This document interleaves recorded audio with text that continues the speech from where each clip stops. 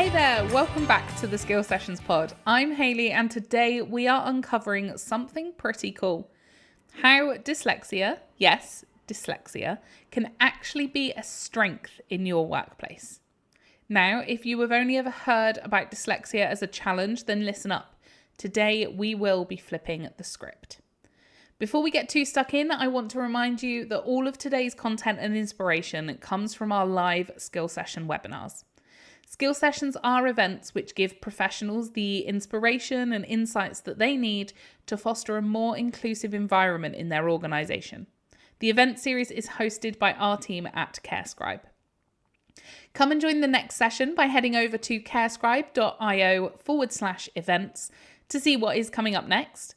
And if you are giving this episode a listen before the 3rd of April, then you might want to sign up for Dyslexia in your team with the fantastic Donna Stevenson from Neurobox. So back to today. As I said, I am Hayley and I am part of the marketing team here at CareScribe. I'm also the lead behind our skill session series. Now I'm putting myself in the spotlight and instead of being behind the scenes, I'm here and I'm chatting to you about what you might have missed. As always, if you haven't tuned in before, please do go and check out the other episodes. And don't forget to have your say on LinkedIn because I would really love to hear from you. Today, I'm revisiting the rest of the session that we looked at in episode 1, the realities of dyslexia in the workplace. Again, if you haven't listened to that one yet, do go pop over, have a listen. The original webinar was with Natalie Brooks and it was called Creating a Workplace Where Dyslexic Minds Thrive. Natalie is the founder of Dyslexia in Adults, a company that works to create a safe and creative space to discuss both the challenges and the strengths of being an adult with dyslexia. After struggling in the workplace herself, Natalie created the community to offer support and empower individuals to better understand themselves. So let's get straight to it with big picture thinking. Dyslexic thinkers have this knack for zooming out and seeing the bigger picture in a way that's truly unique. You know that moment when you're working on a project and everyone's like knee deep? They're really focused on step 3 and then someone speaks up and they just say, wait a minute, shouldn't we be starting at step 6 instead? That's big picture thinking in action. It's not always about following a linear path. It's about seeing the whole process at once and figuring out what actually makes the most sense. What dyslexic strengths are is high value tasks. They're being able to persuade someone of something because of the way you explained it. They're being able to identify a problem or a solution that people haven't thought of before. It's being able to synthesize and explain something simply and easily. It's being able to see every stage of a process because you're able to utilize that big picture thinking and realize like, okay, we're working on stage 2, but actually we need to do stage 6 first. It makes no sense, but this is where we got to start. And then we work back and then we go to 4 and then we go to 2. It makes total sense in my brain because you can see that overarching thing. So the thing with dyslexic strengths is they're the high value tasks. They're the things that create change. They're the things that build innovation. They're the things that help you sign a new client, change the marketing strategy, help someone understand something for the first time. That is the idea of how to think about dyslexia. You see, big picture thinkers can spot inefficiencies that other people might miss, and they piece together the puzzle in ways that can help teams move faster. That's exactly why companies are increasingly looking for that skill, and it's a key to innovation. So managers, if your team is launching a new product, designing a new process, or troubleshooting a really complicated system, having someone who can step back and look at the entire landscape can save you time, money, overall a lot of headaches. So if you've got a colleague who seems to have an instinct for making things clearer, smoother, listen to them. They might just be seeing the big picture in a way that you or others on your team can't. Encourage these big picture thinkers to take part in your strategy sessions. Give them room to challenge the usual way of doing things. Sure, they might blow your mind a bit, but that is the magic. Oh, and when they come to you with a slightly unconventional solution, please resist the urge to immediately say, that's not how we usually do it. Of course it isn't. That's the point. It's a solution. Now, talking of unconventional solutions, I'm going to dive into problem solving. It's one of those strengths that everyone talks about, but I'm going to break it down what that means for dyslexic thinkers. It's not about coming up with earth-shattering, world-changing solutions every single time. It's about being resourceful, thinking clearly, and coming up with multiple ways to solve a problem on the fly. Here's Natalie explaining why problem solving should be considered a strength, even though individuals with dyslexia may not recognize it for themselves immediately. And one of the examples I like to give that is with regards to problem solving. And so what that means is, so often dyslexic people think of problem solving when we talk about that as a strength, and they don't really see it in themselves. And they think to themselves, oh, like, no, I'm not really good at problem solving. I don't really know what you mean. And the problem with it is that they think that problem solving as a dyslexic strength means that they have these gold-plated ideas, that they are genius with everything. And the way that I like to kind of break down that myth is, if dyslexic people had gold-plated problem solving, if we were able to come up with the best ideas, life-changing, there would be, well, peace. There would be no world hunger. There would be no climate change, because we would have solved it all. Because there's at a conservative estimate, 10% of people, maybe even 20% of people are dyslexic. So we would have solved every problem ever. It's not really like that. It's not quite what we're looking for when we think of dyslexic strengths. What we're actually helping dyslexic people think of is when someone comes to you and they say, oh, we've got this problem or this thing has happened, you're like, oh, okay, interesting. Well, I guess we could do this, or actually maybe we could do that, or what could work really well is that. Thinking about it, option A doesn't quite make sense because the client said they want this, this, and this, or option B could work, but we'd have to also do this as well, because that might have a problem. Or option C makes sense, but I think it'll be too slow or complicated. I think we should go for option B. It's the ability you find of coming up with 5 ideas on the spot, quickly, easily, and then the ability to assess them and think about all the ramifications that could come with that. That's the reality of what dyslexic problem solving looks like. It's the ease of which we do it, not necessarily always this bar of having gold-plated ideas. Okay, imagine this. A customer issue pops up at the last minute. The pressure's on. One person on your team freezes. The other throws out the same old ideas. And then a dyslexic team member steps in with 5 new options. Just like that. They've already considered the pros and the cons for each one before anyone else has even had a chance to catch their breath. That's real-world problem solving at its best. That's the thing that Natalie's trying to get at, because it is not about perfection. It's about options. Dyslexic thinkers can pivot and adapt fast, and in today's fast-paced work environment, that's invaluable. So the next time you need a solution under pressure, look to the person who thinks outside the box. You might just be amazed. If their problem solving hasn't amazed you, then maybe their creativity will. We often think of creativity in terms of art and music, writing. In reality, it shows up everywhere. Marketing, engineering, business strategies, even data analysis. Dyslexic thinkers naturally bring a fresh perspective to the table because they process information differently. If you need to brainstorm new product features or maybe a marketing campaign, the chances are your dyslexic team member is already connecting the dots in ways that others aren't. They're combining ideas from seemingly unrelated areas and forming something that's new and exciting. Let's use marketing as an example. While others are looking at traditional data sets, your dyslexic colleague might think, what if we combine the customer data with social trends? Add a little bit of behavioral psychology. Boom. Suddenly, you've got a fresh take that helps you stand out in a marketplace.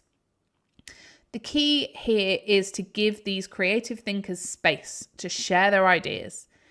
A really great manager is keeping a list of that employee's ideas or encouraging them to jot them down, because even if it doesn't fit today's project, it might be the perfect solution for something else down the line.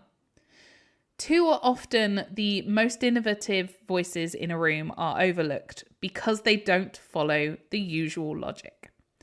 But please trust me, those voices are well worth listening to. I will let Natalie explain why. So when we're thinking about understanding dyslexic strengths, what are some of the general buckets that we want to think about? Well, it's being image-centric, which both comes from how to navigate the challenges, but also the opportunities and the strength, which means that we are strong communicators, or we are able to have the ability to be highly creative and think about things or put things together in our mind, or that 3D thinking of being able to move things around and twist things around, which makes dyslexic people amazing engineers. And then the thing that I've kind of banged on a lot about today, which is the thing I'm really passionate about, it's the unique thinking. It's that big picture and being able to have an overview of everything, or be able to notice patterns as well. That one's my favorite. So you might have a conversation with someone over there and a conversation with someone over there, and then a conversation at home, and you're like, oh my God, it's just dropped into my brain. Like it's just fallen out of the universe. It's like this. The interconnections make so much sense. There's that ability to think differently or see things differently. We've just heard Natalie talk about pattern recognition as well. Dyslexic thinkers can take seemingly random pieces of information and spot patterns that others miss. Think of a nurse who can quickly identify a subtle pattern in patient symptoms, a teacher who spots a hidden trend in student performance, or an analyst who connects market trends before they've become obvious. That's the kind of insight that can lead to breakthroughs in organizations. Encourage this kind of thinking in your team. We often run creative brainstorming meetings at CareScribe, and they are an opportunity for us to throw ideas around, bounce them off of each other, and more often than not, I come away completely energized and geared with an idea to roll with that was triggered from somebody else's suggestion that was in the room. Always create spaces for open discussion and brainstorming.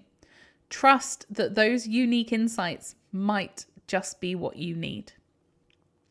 One of the biggest surprises about dyslexia is how it can translate into storytelling and communication skills.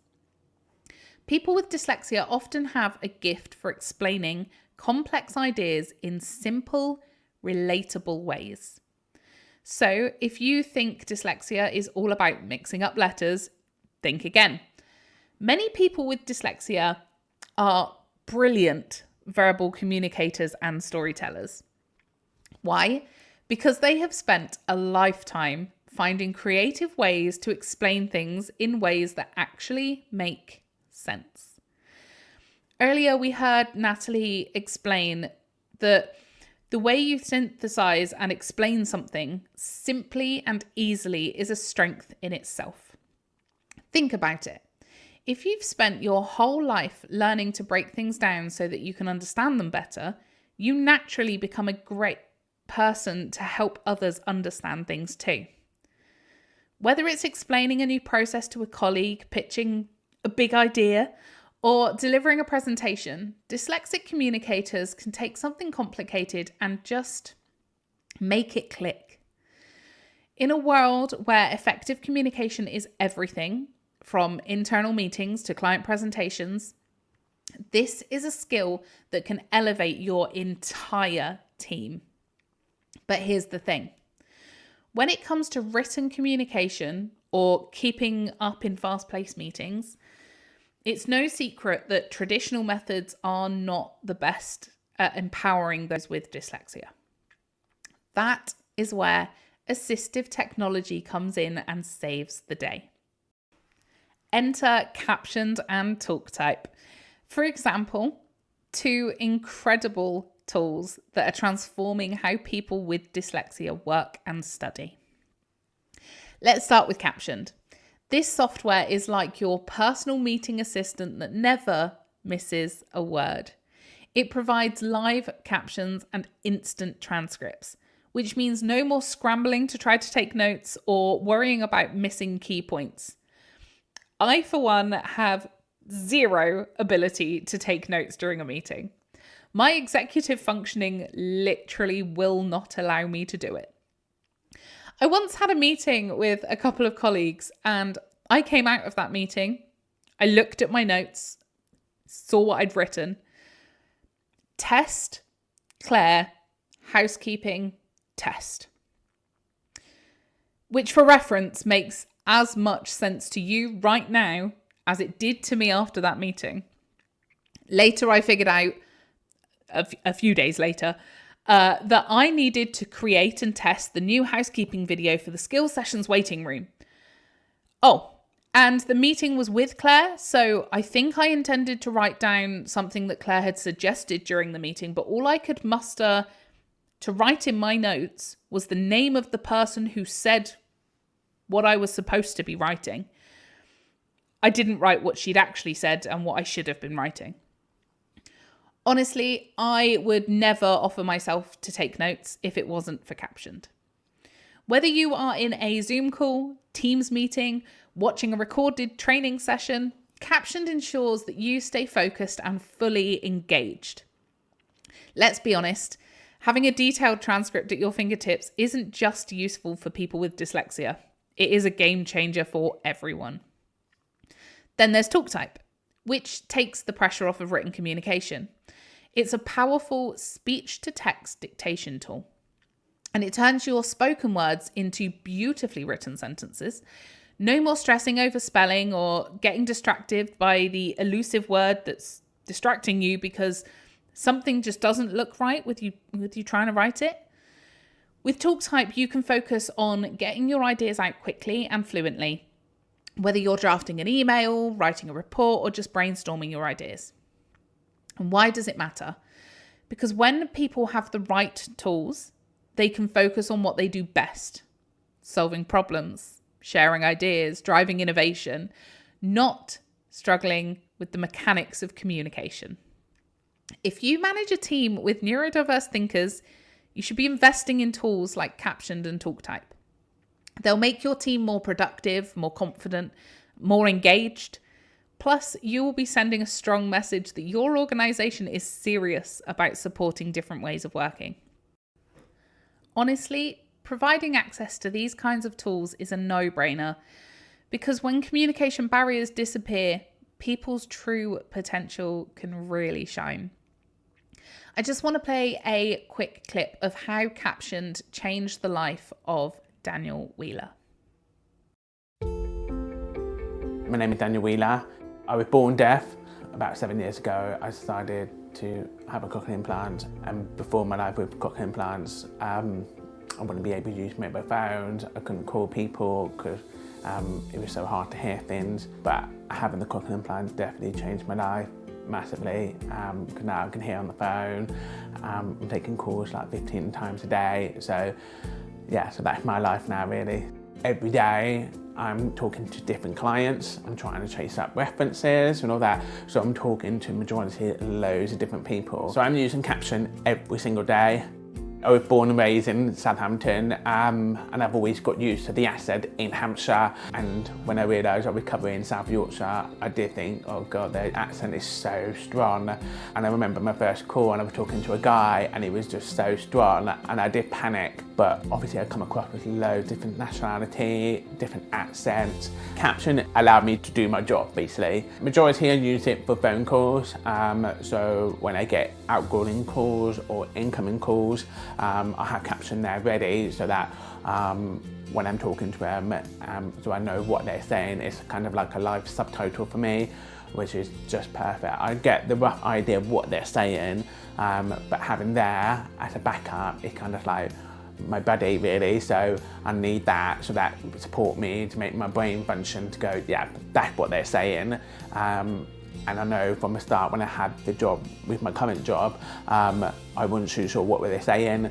So having that there builds that, and obviously now I understand different nationality, different accent, because I've got that, and it's helping me with my cooking implants to learn their nationality, their accent. So yeah, I use it every single day, and I will not want to throw it away. Yes, I have got a disability, but I don't want to show that because I want to be equal to everybody. Yeah, so my life wouldn't work well without that. I realised Caption is very easy to use, very simple to use. You know, just click the button and then off you go. Save it, look back later on. It is very simple. If I want a different job in the future, I know phone call is not going to stop me because I've got Caption there to help me, and that's my possibility where I can move forward and progress myself, break down all those barriers. I would definitely recommend the Caption. It's just brilliant. What can I say? The power of assistive technology. Now, before we finish up, let's be real. Resilience isn't the flashiest trait, but it is one of the most important. While it might not get the spotlight that it deserves, it's a game changer. Dyslexic individuals are some of the most determined, adaptable people that you will ever meet. And if there's one thing dyslexic individuals know how to do, it's to bounce back. So I could sit there and explain all of that to many dyslexic people, and they would go, no, I don't have any dyslexic strengths, I only have challenges. Or maybe you're sitting there thinking, oh, I'm trying to think about how this might be the case for my employee, and it's not quite clicking. So some of the things I like to talk about is the compliments that you will often hear if you're dyslexic, or maybe you will think about with your employee that will highlight where their dyslexic strengths might be showing up specifically. So we're talking about unique thinking, right? So that might be, oh, I never would have thought of it like that. Or now you say that, that makes so much sense. Or when we're thinking about that big picture piece and being able to see all the elements of something, oh my God, great spot. I didn't see that. You're so right. Or the fact that we talk about the lived experience of dyslexia and the fact that we're super hardworking and really resilient and really, really care about doing a good job. Oh, you're always so over-prepared. Like, you've always prepped things so much. Like, you really are the one that comes into the meeting who knows everything, because once it's inside, once we understand things, the things we're able to do are so impressive. So these are some of the compliments that, or comments you might hear if you're both managing a dyslexic person or if you're dyslexic yourself. They've spent years developing workarounds and strategies to navigate challenges, which means they do not give up easily. When something doesn't work, they don't throw in the towel. They pivot, they try again, they keep moving forward. From a young age, dyslexic people face challenges that require grit and adaptability. So, by the time they enter the workplace, they've honed those skills to a really impressive level. They're the ones who anticipate every question in a meeting. They prepare for every contingency, and they refuse to let setbacks stop them. That kind of determination is contagious. It inspires teams, lifts morale, and helps create a culture of persistence and growth. So, managers, how can you keep empowering your resilient employees? Recognize and reward it.